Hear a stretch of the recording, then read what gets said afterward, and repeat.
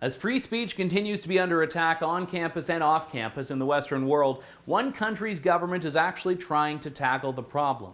The UK in particular. Some encouraging news out of the United Kingdom. The Education Minister, Jo Johnson, has put forward in motion here the idea that free speech must reign supreme on post-secondary campuses. There's actually a bill going through the UK Parliament right now that actually aims to deal with the problem of campus censorship. Universities that deny access to certain speakers, that have these Orwellian speech codes and dress codes and other codes of conduct that students must adhere to.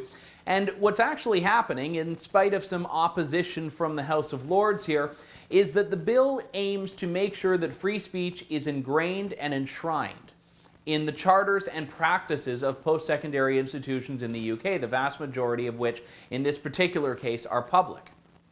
Now, this is significant. A report that was done last year said 94% of universities in the UK limit free expression. 94%, almost all of them. Now, that same study was done a year earlier, and the number was 90. 2 years earlier, and it was 80%, which means in just 2 years, 4 out of 5 to now almost 5 in 5 campuses don't respect free speech in their day-to-day operations. And this is what Jo Johnson and his government are trying to tackle. Now, Jo Johnson's brother, Boris Johnson, has actually been on the receiving end of this. He was denied a speaking opportunity that had previously been extended to him because of a column he wrote about Barack Obama that people found was offensive. Julie Brindle as well, a radical feminist, as left-wing as they come, was denied the right to speak at Manchester University because she had a disagreeable position to the leftist mob on transgender issues. Germaine Greer, same thing, a controversial speaker, offended the transgender community, denied the right to speak.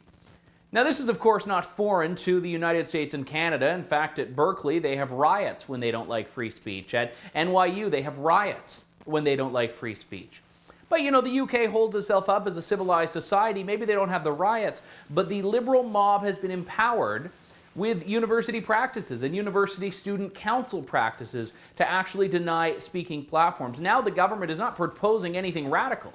They're just saying, hey, make sure that free speech, which is already a legal obligation, is protected in practice moving forward.